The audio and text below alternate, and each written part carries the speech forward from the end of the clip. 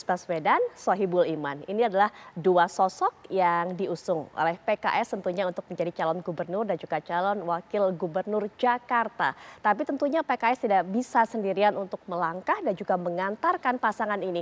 Masih butuh suara, masih butuh dukungan partai-partai lain. Tapi ketika kemudian PKS ini memutuskan untuk memasangkan Sohibul Iman sebagai pendamping Anies, akankah partai-partai lain memberikan dukungan? Atau jangan-jangan seperti judul yang kami pilih malam hari ini, partai lain balik kanan. Nah, ini kita akan bahas bersama dengan para narasumber selaku pengamat politik. Sudah hadir di samping saya Mas Khairul Umam. Assalamualaikum warahmatullahi wabarakatuh. Selamat malam Mas Umam. Baik, dan juga para narasumber yang sudah bergabung secara daring untuk bisa memberikan pandangannya. Sudah hadir, ini nanti akan bersuara mewakili partai PKS, ada Bang Muhammad Iqbal. Assalamualaikum warahmatullahi wabarakatuh. Bang Iqbal, selamat malam. Baik, ya, alhamdulillah sehat. Dan juga ya dari PKB Pak Syaiful Huda. Assalamualaikum warahmatullahi wabarakatuh. Selamat malam Pak Huda.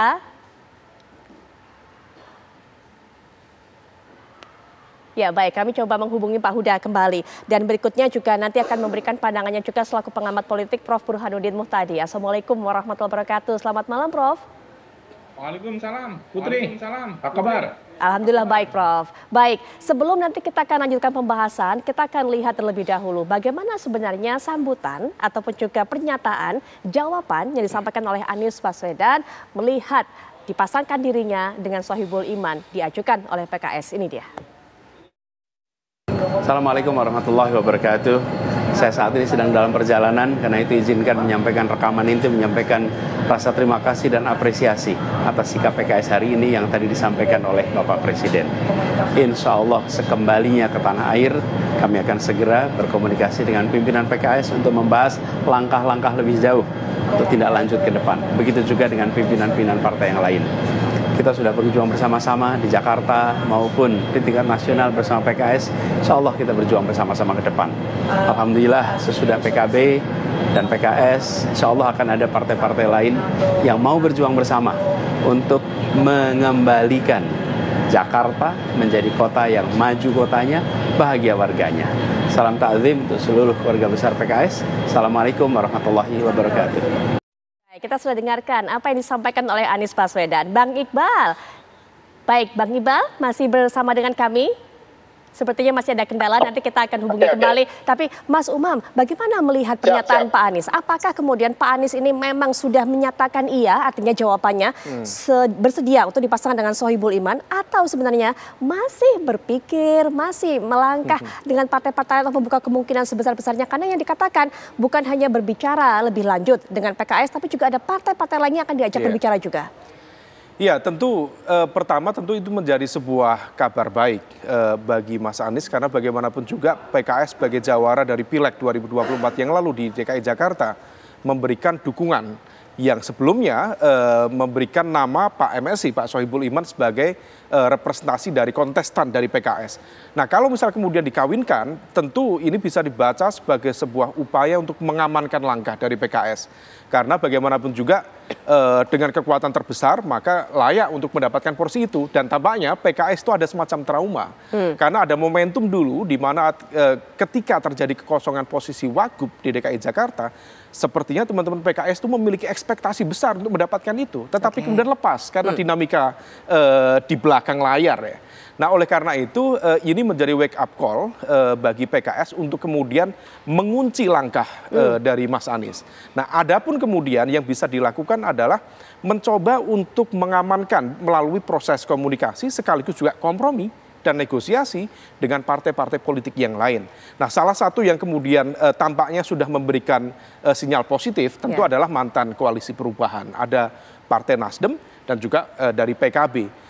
Nasdem per hari ini tampaknya memiliki sinyal untuk memberikan dukungan kepada Mas Anies. Terlebih kalau misal kemudian dari KIM, Koalisi Indonesia Maju sendiri mengusung nama Pak Ridwan Kamil. Menurut informasi spekulatif yang beredar, Pak RK itu salah satu yang seringkali kena veto dari Nasdem ketika masuk dalam kontestasi. Sepertinya ada catatan politik lama yang kemudian belum selesai. Nah maka besar kemungkinan Nasdem akan bergeser, bukan akan memberikan dukungan kepada Anies, dan tinggal kemudian bagaimana PKB. Nah, satu hal yang kemudian perlu diantisipasi lagi adalah terkait dengan di mana positioning dari PDIP. Oke. Karena per hari ini tampaknya ada kegamangan cukup serius di PDIP. Baik. Kiri salah, kanan juga salah, dan mencoba untuk mencari aspek kebermanfaatan secara politik yang paling optimal. Nah, ini yang kemudian perlu dihitung. Karena kalau misal kemudian betul dua kekuatan besar, dua pelanduk besar yang akan berkontestasi di DKI nanti, maka besar kemungkinan partikel bernama PDIP yang per hari ini belum menunjukkan arah keberpihakan, berpotensi menjadi game changer menentukan di mana titik kemenangan itu nanti terjadi. Oke, baik. Bang Iqbal sepertinya sudah terhubung dengan kami lagi. Bang Iqbal jelas ya mendengar suara saya? Oke, siap. Baik, Bang Iqbal, tadi dikatakan oleh Mas Umam, PKS ini kemudian bergerak begitu cepat, langsung memasangkan aman ini atau pasangan aman ini. Ini merupakan sebuah langkah kuncian, seperti kata Mas Umam tadi, supaya tidak terjadi lagi seperti yang sebelum-sebelumnya, begitu Bang Iqbal? Ya, saya kira proses ini kan tidak tiba-tiba ya. Semuanya sudah melalui proses komunikasi dengan Pak Surya Paloh, dengan Nasdem ya, juga di partai lain. Jadi kami mengusulkan Pak Sohibul Iman ini terus saja berdasarkan sebuah kajian pendekatan dan komunikasi yang dalam. Kenapa? Karena kami telah memilih memberikan Pak Anies itu pilihan. Mau jadi mau jadi kader PKS atau pilihlah kadernya dari wakilnya dari PKS, dari kader PKS. Dan sepertinya kan memang tidak mungkin juga Pak Anies ini masuk ke PKS karena juga nanti akan resisten dari partai lain. Maka pilihan yang kedua opsinya adalah bahwa Mas Anies akan mengambilnya wakilnya dari kader PKS. Dan kader PKS ini bukan orang sembarangan, mantan presiden partai, mantan seniornya Pak Anies di Paramadina juga pernah sama-sama jadi rektor. Dan ini adalah menurut saya sebuah pintu jalan yang tepat untuk bagaimana PKS kali ini bisa berlayar di Jakarta. Karena PKS pada periode ini sebagai pemenang pemilu, ketua DPRD-nya dari PKS, dan tentu saja ini adalah momentum bagi PKS untuk bisa memajukan kader. Baik. Beberapa hari yang lalu memang kita sempat ngobrol ya Bang Iqbal datang ke sini dan mengatakan bahwa akan memajukan kader PKS walaupun belum tahu pada saat itu akan menjadi cagupnya atau cawagupnya. Kita mendapatkan jawabannya sekarang. Tapi kemudian dari PKB Pak Huda sempat mengatakan, tadi sempat kami tayangkan pernyataannya sebelum jeda Bang Iqbal, mengatakan bahwa keputusan ini, langkah ini bisa jadi blunder karena ketika sudah ditetapkan pasangan aman ini kemudian menghindarkan partai-partai lain untuk bisa merapat dan juga berkoalisi. Begitu Bang Iqbal?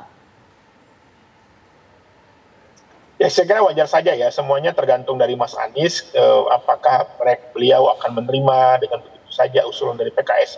Tapi dari statementnya Pak Anies kan kelihatan beliau bergembira dan menyambut baik dari usulan PKS ini.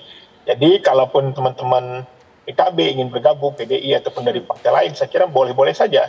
Tapi kami dari PKS mensyaratkan bahwa kader PKS harus diambil jadi wakil atau masuklah menjadi kader PKS. Baik, sebelum kita ke Pak Huda yang sudah senyum-senyum karena pernyataannya ataupun juga kalimatnya saya kutip, Bang Iqbal, partai mana saja yang sudah diajak bicara oleh PKS? Nasdem sudah ataupun juga PKB sudah? Bagaimana tanggapan partai-partai itu? Ya, saya kira yang sudah clear dengan teman-teman Nasdem ya, Presiden PKS setelah mendapat keputusan dari pimpinan tingkat pusat, berkunjung langsung ke kantor Nasdem, bertemu langsung dengan Bang Surya Paloh, dan beliau setuju dengan nama Pak Sohibul Iman. Karena Pak Sohibul Iman ini juga bukan orang baru bagi Pak Surya Paloh ya, bagi Nasdem, pernah menjadi presiden PKS dan beliau juga memiliki hubungan emosional yang baik. Jadi menurut saya memang sama ini mungkin dari tingkat pusat masih PKS dan Nasdem. Tapi kalau wilayah, saya kira teman-teman di DKI Jakarta juga sudah komunikasi dengan teman-teman PKB ya, teman PDIP dan lain-lain. Jadi semuanya kami berani melakukan deklarasi karena memang sudah dari proses dan komunikasi politik yang cukup baik. Baik, Pak Saiful Huda sudah bergabung dengan kita tadi, belum sempat saya sapa ataupun juga tidak sempat mendengarkan sapaan saya karena mungkin masih ada kendala tadi. Assalamualaikum warahmatullahi wabarakatuh. Selamat malam Pak Huda. Malam Mbak. Baik. Mas Iqbal, Mas Burhan. Iya, Mas Umam. Pak Huda, PKB kan kabarnya awalnya mendukung Pak Anies Baswedan untuk bisa menjadi calon gubernur Jakarta. Tapi ketika kemudian sekarang PKS sudah mengunci nih pasangannya, bagaimana PKB tanggapannya? Enggak, ini dinamis saja. Tapi pada konteks kira-kira misalnya teman-teman PKS memborong dua figur sekaligus, itu yang kira-kira kurang menarik pada konteks dalam rangka uluran tangan membangun mitra koalisi. Kira-kira Kenapa Pak begitu. Huda? Kenapa kok nggak menarik? Karena itu sebenarnya lebih menarik kalau Mas Iqbal kemarin itu 3 hari atau 4 hari sebelumnya aja, yang sebelum dikoreksi, mengusung Pak Mas Sohibul Iman untuk maju sebagai cagup atau cawagup. Saya kira kalau sampai pada konteks itu menarik, karena memang partai harus mengusung kadernya sendiri. Dan ini tradisi yang harus terus dihidupkan ke depan, bahwa partai harus mengusung kadernya sendiri. Nah, ketika sudah langsung dijodohkan dengan Mas Anies, itu yang kira-kira kurang menariknya. Baik, kurang menarik pasangan ini. Nah, bagaimana kemudian PKB kabarnya kan awalnya mendukung Pak Anies, ternyata belum juga sebenarnya, begitu Pak Huda? Ya, terlepas semua manuver dan apa yang sudah dilakukan oleh teman-teman PKS, PKB memang masih dalam proses internal untuk mendorong 2 nama memang masih yang ada di dalam PKB. Ada nama Mas Anies dan ada nama Mbak Ida Fauziah. Jadi kita memahami bahwa proses di internal PKB sendiri belum selesai. Oke. Karena itu ini terpisah dari dinamika yang sedang terjadi di internal PKS. Baik, atau mungkin ada pendekatan sendiri ke Pak Anies Baswedan dengan menawarkan juga pendamping Pak Anies adalah kader PKB, Bu Ida yang tadi dikatakan oleh Pak Huda. Jangan-jangan ada pendekatan itu juga? Ya, saya kira semua partai punya skenario dan strateginya masing-masing. Di semua pilkada, tidak hanya di DKI sebenarnya. Nah, karena itu kami dalam pada posisi memang masih cair suasananya. Jadi jangankan di koalisi yang kami ini, di Kim aja kan juga masih cair antara figur yang belum selesai.